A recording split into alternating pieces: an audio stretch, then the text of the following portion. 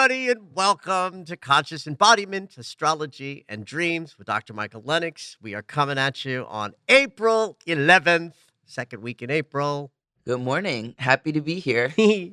It's that month, man. Listen, this is the peak of the easiest month of the year. This is the yummy moment when Neptune and Jupiter are coming together. We're going to talk all about that. Not for nothing, just in case people are wondering, like, well, my month isn't going so well. Sometimes I think we oversell these things, right? That if I say April's the most lovely month and January, February, March were tough, there's a fantasy sometimes in people's receiving of this information that, like, magically everything's going to, like, just go away and be easy breezy and lovely and yummy. But, life continues on life's terms. And it's interesting that in the week where we get to talk about a kind of once in a lifetime, really yummy, energetic experience that peaks this week, which is Jupiter and Neptune coming together, we're also moving through one of the very difficult nodal transits of the entire year, which I'm also going to explain about and teach a little bit about today. So we got a whole bunch to talk about in this second yummy week of April.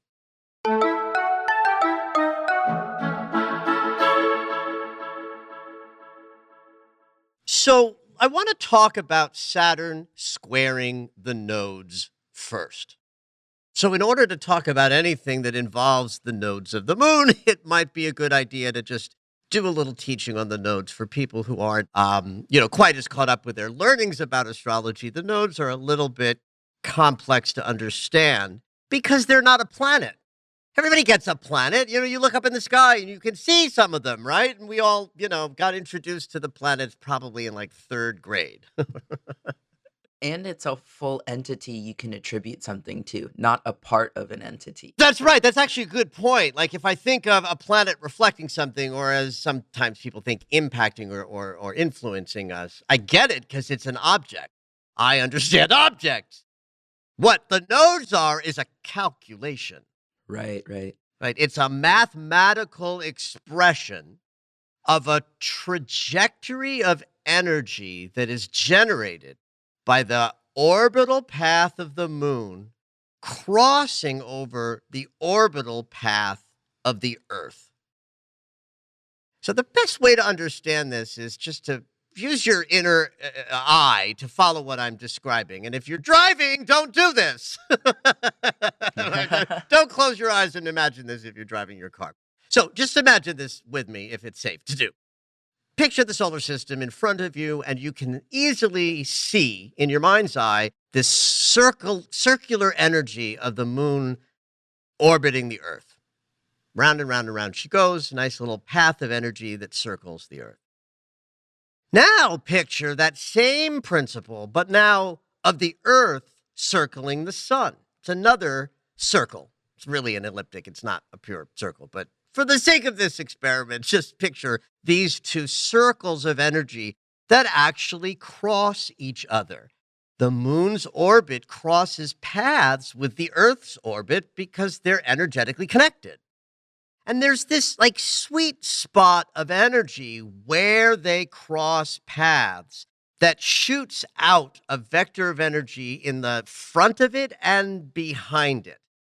So these are angles of energy that are measurable by quantum physics and math, that when the alignment of the Earth and the sun follow this path of these trajectory lines of energy, we have an eclipse. So when the sun is aligned with the north node energy, which again is just an algorithmic expression of math and a direction, if you will, the shadow passes between the Earth, sun, and the moon, and we have an eclipse. And since eclipse season's coming up in May, what a great time to be talking about the nodes of the moon. And then, of course, 6 months later, the sun has moved far enough in its orbital path. You all get that it's not the sun moving, it's the Earth. But from the perspective of astrology, we perceive the sun as moving. Then the sun aligns with the other nodal energy, the south node in this case. The shadow breaks again, right? So eclipses and the nodes are intrinsically bound together because it is the presence of these nodal energies and the alignments from the movement of the system that create this angle that blocks out the light of the sun from our perspective every 6 months.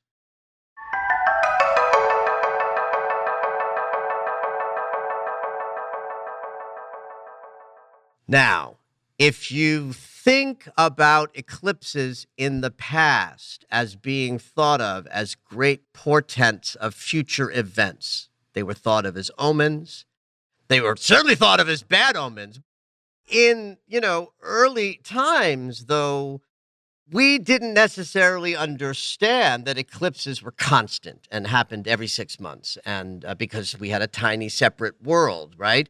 We just had moments. No one said, "Oh my God, the world's ending." Wait, I've felt that before. Didn't that happen 6 months ago? Right. Right. And so, I mean, I'm talking about what the consciousness would have been, 4, 5, 6, 10,000 years ago, right? That Okay, eclipses got it. sort of came up. And so the human, consciousness has in its DNA a notion of when the sky turns black, the world is ending. Yeah. So when astrology began to sort of coalesce around itself, and the astrologer was the domain of the king and queen, and only, the highest level of society would, tap into eclipse energy. Eclipses were definitively thought as dangerous omens for future bad events. What I think is funny about that is I just think bad events happen all the freaking time. And we know that now. Really could be any day. That's right. The Yeah. world is ending with every breath. So when you also then put the nodes of the moon into a natal chart, they are also equally powerful and sensitive. They represent that individual's movement from their past to their future. The South Node is considered the past or the karmic point, the entryway into this life.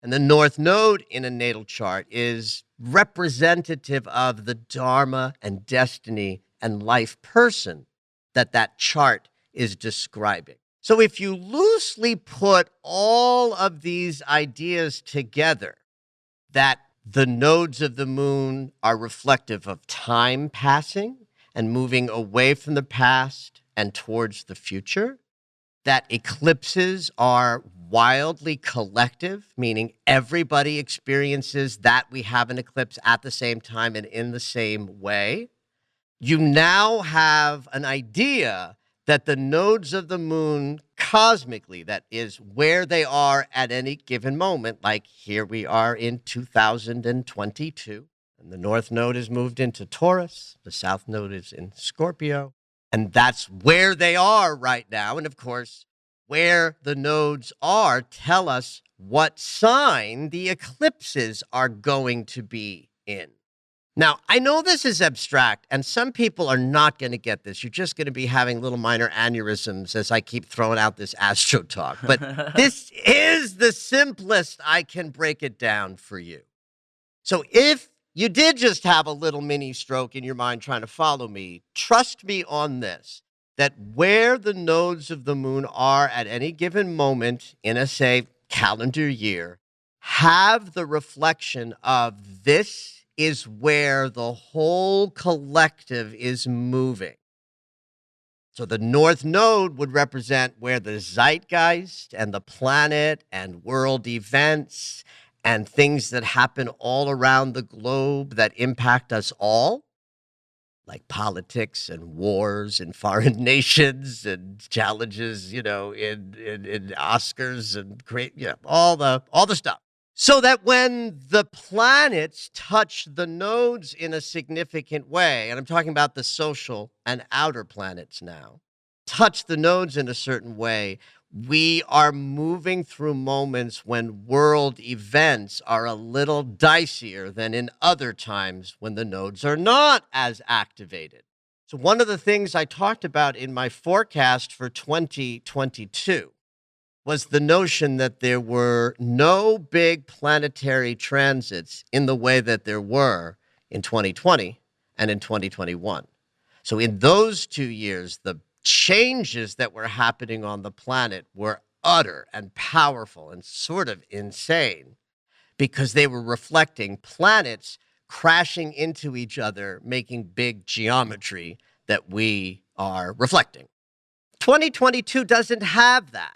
In fact, that's why. At all. Really, not at all. No, Jupiter and Neptune coming together by conjunction is a planetary transit, and that's happening this week. So I would be lying if I said not at all. Right, right. But nothing like 2020 and 2021, like from a 10 out of 10 to a 3 out of 10.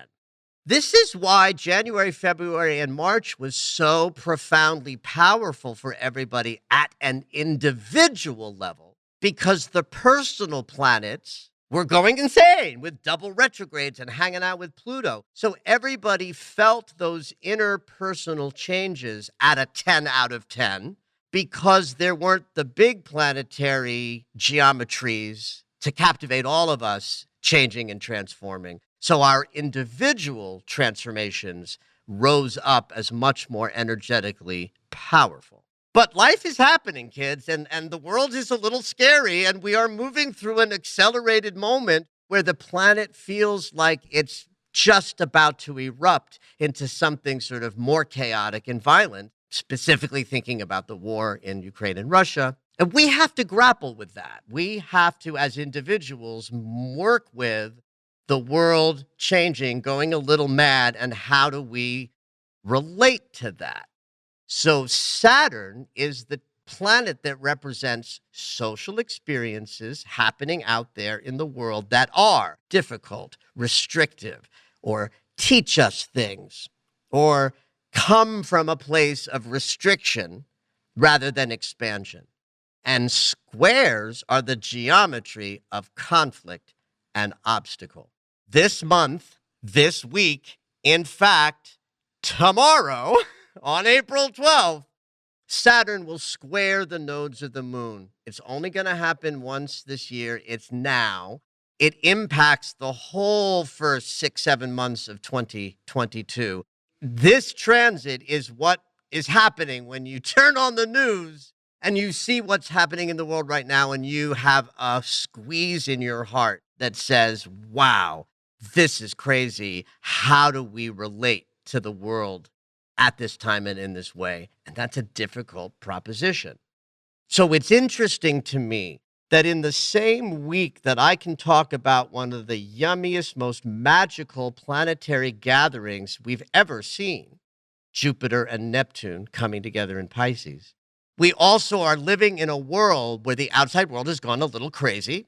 It's still going crazy. That seems to be accelerating. And we have to find ways to relate to that without losing our minds. And that's part of the energy of this month and of this week.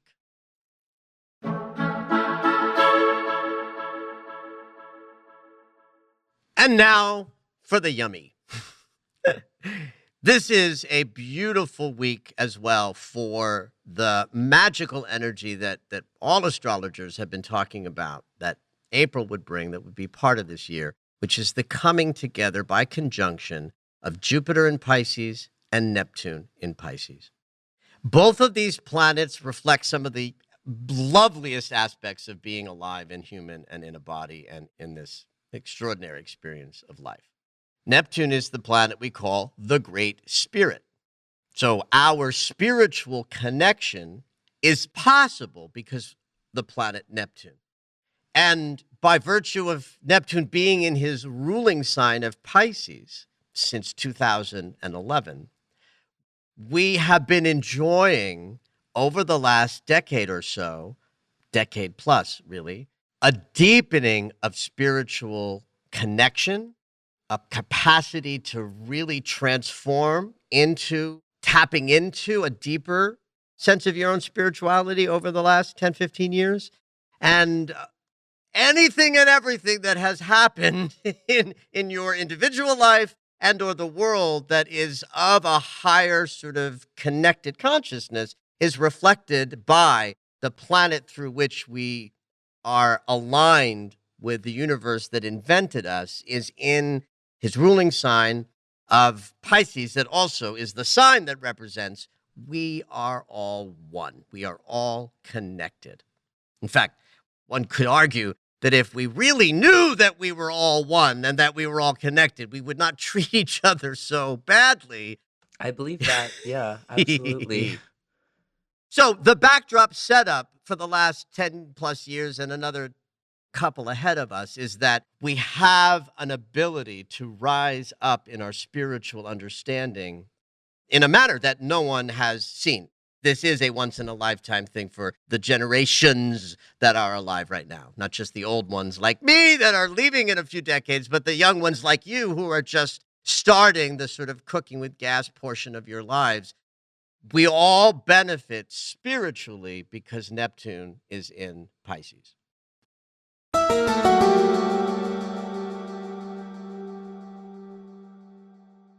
So Jupiter, the planet of expansion and abundance and good fortune and all of the lovely things that life includes, meets up with Neptune every 12 years. So it's really not that unusual to have these two planets coming together.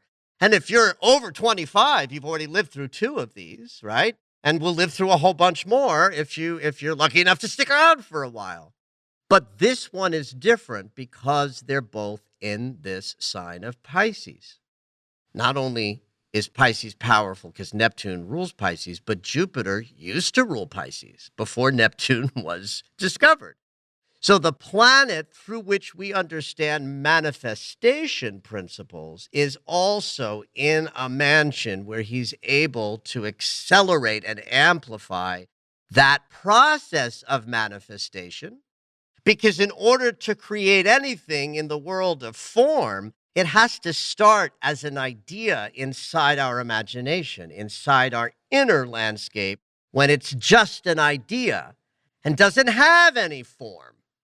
The last time Jupiter and Neptune conjuncted, they were both in Aquarius. The next time they do this, they will both be in Aries. Is the only connection that anybody alive today will experience of these two powerhouse planets that help us create beautiful, joyful, and magical lives coming together. We all get to tap into that right now.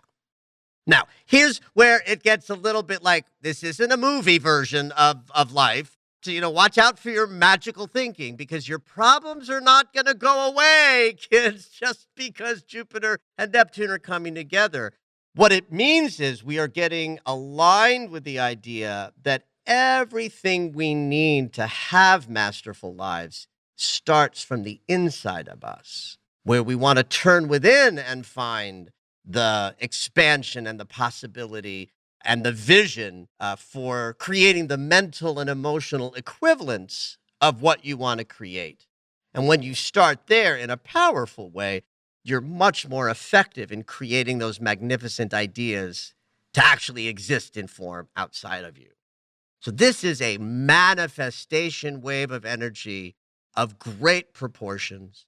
And we all get to tap into that as we move through the rest of this month. And it's peaking now.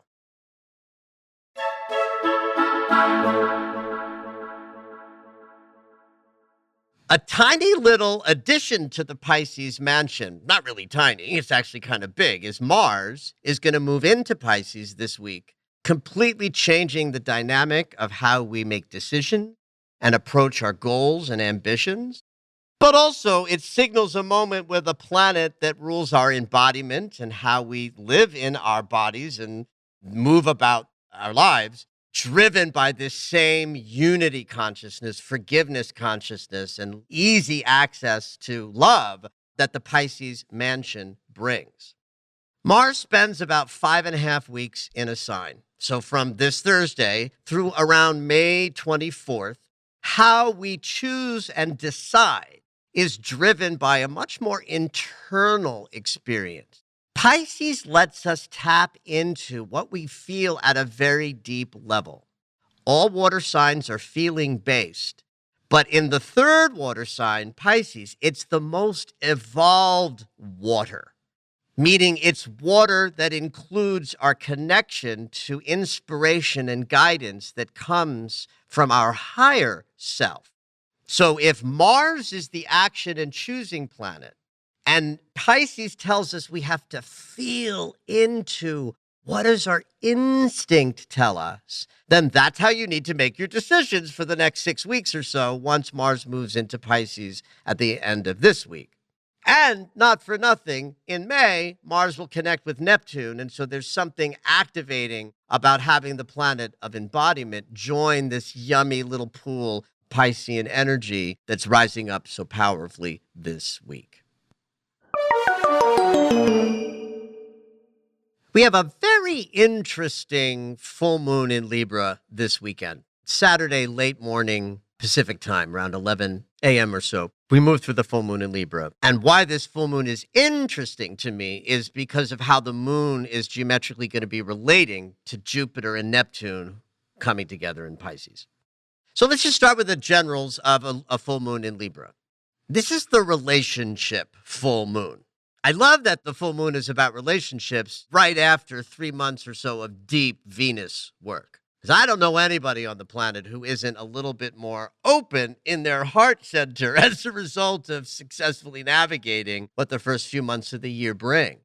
And then once the sun moved into Aries, we're in the I am consciousness. Me first, baby. But the full moon in Libra demands that we be in consideration of the polarization opposite of the me first I am of Aries, which is us first or you.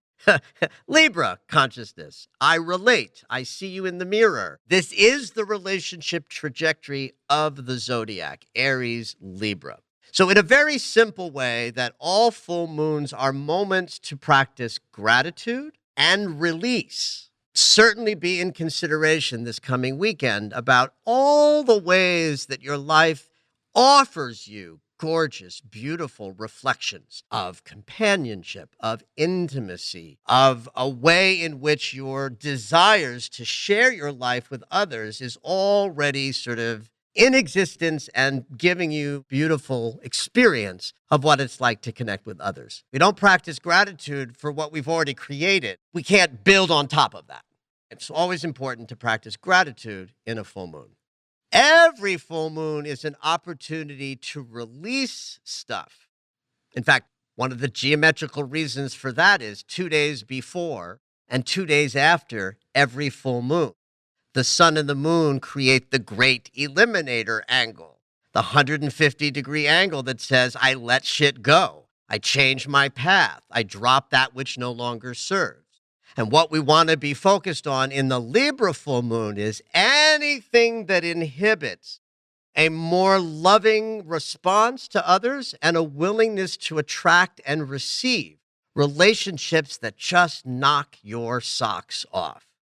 All relationships, too, don't get too caught up as this being like a romantic full moon. It's not. All relationships are sacred. Right, right. Back to the oneness of the Pisces mansion, the Libra full moon is a great moment to look at. How are you treating the people across the room from you? And are you bringing the same love to others as you might show yourself if push comes to shove? Because how we treat others is a reflection of how we feel deserving to be treated in our own hearts and minds. And given the fact that Venus has been so active this year, helping us excavate blockages to love, this is one full moon to really just dial in and say, bring it. I let go of anything that would inhibit my capacity to have a beautiful and remarkable experience of love reflecting back at me every moment of my life. Where the release portion of this full moon gets really interesting to me is that we are in this week when Jupiter and Neptune are telling us, truly, you can have anything you want or desire. Everything is possible. Now, I always have to qualify here. I'm not talking about unreasonable stuff, and I'm not talking about magic, and I'm not talking about you getting something that is not within your capability or outside of your feelings that you deserve it. Right. But in the abstract idea of anything is possible, Jupiter and Neptune are singing that song at highest volume this week. And the geometry between where the moon is and where Jupiter and Neptune is the great eliminator geometry. the 150-degree fork in the road that says, here's where I let the baggage drop to the side of the road forever. So what's possible as you approach this full moon from, say, a ritualistic practice perspective, where we practice gratitude and identify that which we would seek to release? The mechanism of tapping into what loving experiences that you would like to attract, but also looking what's below that. What do I need to let go of in order to receive that yummy thing I'm declaring I'm ready for? Sometimes people get caught up with like, well, I don't know how to do that, or what do I let go of? Or it's so confusing because they get stuck in the thoughts of, I have to figure this out in order to take advantage of the opportunities that the solar system is creating. But you don't. One of the best ways to approach a release moment like this is to simply say a prayer that goes something like this. I am willing to release anything and everything, known and unknown, conscious and unconscious, that blocks my ability to receive extraordinary expressions of love, intimacy, romance, and connection with others that is magnificent. And so it is.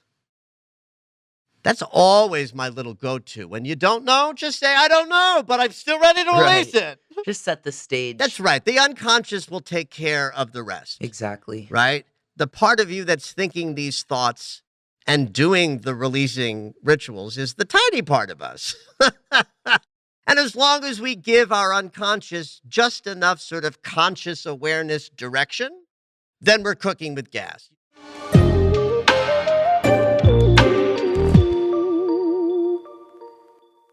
So as we move through this weekend, just keep this sort of little sample prayer that I just offered at your little bedside and dial into thoughts about releasing that which inhibits spectacular new relationships or the deepening of those that already exist, and have at it, kids.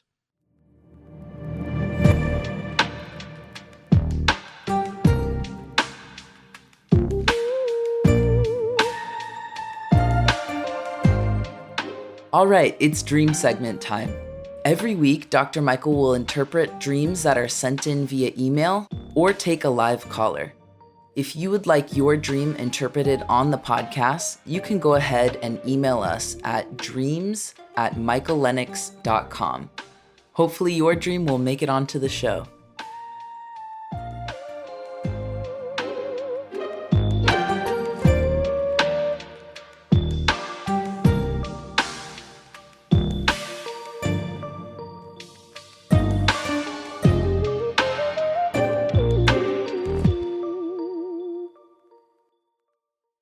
Our caller today is Janine. Hey, Janine, what you dreaming? So I'm dreaming about drinking. Okay. Drinking, alcohol Yes, drinking? yes, alcohol drinking. I gave up alcohol. See, that's my first question. I always want to know if the dreamer is a drinker having a dream or a non-drinker. So you gave up alcohol. Yes, about a little over 2 years ago. Okay. And the past year or so, I keep having this reoccurring dream Mm. that I'm at a gathering, a party, a wedding, whatever it is, and I'm ready to drink. But then in the dream, I realize I don't drink anymore. I can't do that. That'll ruin my numbers. So talk to me a little bit about just your experience of not drinking. I mean, I'm okay with it. I actually feel so much better, Yeah. and I know why I drank. I know my triggers. And so it's not even something that's part of my everyday life. I don't even think about it. So the fact Yeah. that it's showing up in my dreams, but then I do stop. Right. When you were still drinking, Hmm. right, before that threshold moment of 2 years ago, was that a difficult behavioral choice for you to make? Yes, I was in a toxic relationship with an alcoholic who I had left. Ah, oh, wow. And it was time Interesting. for me to stop and go back to being me. Interesting. You know, the dream state, one of the things that it does for us is that it compensates. We call them compensatory dreams. And somehow, if you've been sort of successfully staying in a lifestyle that no longer includes alcohol, in the unconscious, there's going to be moments of like wanting to drink or struggling with the choice, even if up in the waking life, there's like, nope, I'm committed to this. This is working for me. Life is better. By the way, honey, just a nod to that. Thank you. Fucking alcohol's a poison, and it's a terrible thing to include in your life on a regular basis. And I got to tell you something. I've been seeing so many people in the last, say, 5, 10 years stopping drinking who aren't the old version of you didn't stop drinking unless you were like actively alcoholic. Right. And that person we sort of hope would get sober, and we don't think about this idea that it can be a lifestyle choice that serves people without it having been like a life or death. I got to stop drinking because I'm an alcoholic. I'm so glad to see this happening out there. But the dream life is going to help you stay committed to that choice by occasionally revealing to you that in the unconscious, there's a little place where perhaps that commitment isn't, well, I don't know. It's so funny because the dream is actually upping the commitment. So somehow in this dream state, you're doing both. Being unconscious about the impulse and saying, oh, let's drink. And then the reminder of, no, I've made this shift and change. Somehow I believe that by processing that in the dream state, you're staying committed to this in the waking state. And that if you didn't occasionally go visit that territory, it might be more difficult to face moments in your waking life where it's like, I could drink again, or, oh, I'm 2 years out of that relationship, or, hey, what's the harm? And yet it's such a beautiful, uplifting choice to make to stay committed. Yeah. Do you have any memory of dreams about drinking before you stopped? Not particularly. Not particularly. It's funny that I actually in the dream stop myself. So I am aware it's not just a dream, it's my real life. It's like, wait a That's minute, I right. can't do that. There's almost something slightly lucid about it.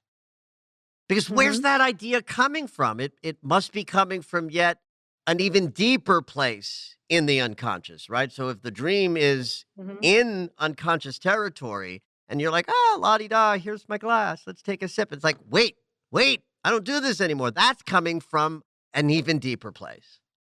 Mhm. So the soul's commitment to this choice seems pretty strong. Yeah. Do you ever have waking life moments where it's harder than others to keep committed to the choice? Um, Not at this point. Yeah. In the beginning, yes, it was those stressful times where, I just wanted to go or, have a drink to stuff it It's the down. easiest stress relief there is. It's as all the time it takes is enough to pour a few fingers in the glass and So instead I meditate and, journal in place of it. that's right, baby. It's the tortoise and the hare, honey. The hare gets relaxed very quickly, but loses the Mhm. race. And the tortoise says, okay, long range success. Dial into the body where you can Mhm. be with what the body wants and needs rather than the mind thinking, how's the fastest way to let go of this stress? Mhm. Meditation and treating yourself, well at the level of the body is work. Oh, it is. Well, I'm so delighted that you brought this dream forward, Janine. Thank you so much for joining us today and sharing your journey with us a little bit. Well, I'm excited to be here. Yeah, this is great. Thank you. I appreciate it. Michael, actually, not in the last 5 to 10 years, but I've noticed after a year of COVID and kind of as the world is opening up, I know a number of people in their later 20s, early 30s who've gone sober, Yeah, that's the who weren't generation where it's raging happening. That's alcoholics, right. and they've just made, I don't know, they just come out of COVID making a new life decision. And some people have cut caffeine as well, Yep. too. Yep. It's a generational thing for sure. I'm not seeing people in their 40s and 50s making this choice, but I Yeah. am seeing lots of people in their 20s and 30s. And I'm glad to hear because I don't work with people in the same way anymore. I'm not doing therapy in the way that I saw this playing out like 10 years ago. So I'm delighted to hear you say that just extemporaneously, socially, you're seeing this happen. Yeah, absolutely. It's interesting to me to hear from someone who sort of falls into that category of stopping drinking as a supportive lifestyle choice. Mm-hmm. In the world of sobriety in the 12-step model, because I have some experience in those rooms, I will tell you that the standard experience, and I've had this experience in my journey in moments when, and I've heard this backed up by other people in 12-step rooms, that when a person, and this was my story, was drinking or using in an inappropriate, addictive manner, I used to have dreams of being sober. Whoa. And the minute I got clean and sober again, I started having dreams of using. So these were dreams of getting sober or just being a sober Either person? getting or being, or somehow Huh. sobriety being the theme of the dream at a time when in my waking life, that was not what was happening. And then Right. the moment, I'm thinking specifically of something that was going on for me about 18 years ago, where I visited my addiction for about a year or two at a really profound level. It was right after my Christed walk, and I felt very expanded for a year and a half. And when I got sort of shrunk back down to my pedestrian level consciousness, I had to work over the 10, 15 years that followed to use my spiritual practice to create the same level of opening that I had been gifted with in my 39th and 40th year. But first, I had to just dive into the shadow of depression and addiction. And all the while that I was using, I was having dreams of being clean and sober. And the instant I committed to sobriety, the dreams of using started. So when I got back into those rooms for those years when I was going to 12-step meetings, I asked a lot of people, and I found that indeed it was the case, that it was common for someone to step into sobriety as an effortful thing and have using dreams. And I recognized that as compensatorily valuable, where the unconscious was allowing the acting out impulse to come up so that the person could wake up and make a choice to stay sober.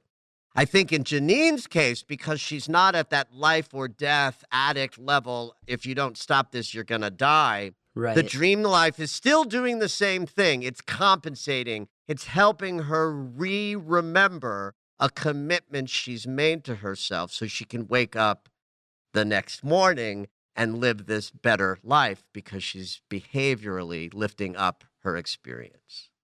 Wow.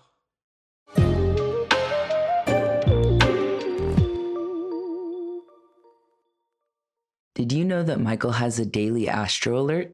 If you enjoy hearing the weekly astrology, you might like knowing more about each day. When you subscribe for the daily astro alerts, you'll get an in-depth explanation of the day's astrology sent right to your email. Subscriptions are only $10 a month, or you can purchase the yearly subscription at the reduced price of $100. To subscribe, head over to michaellennox.com.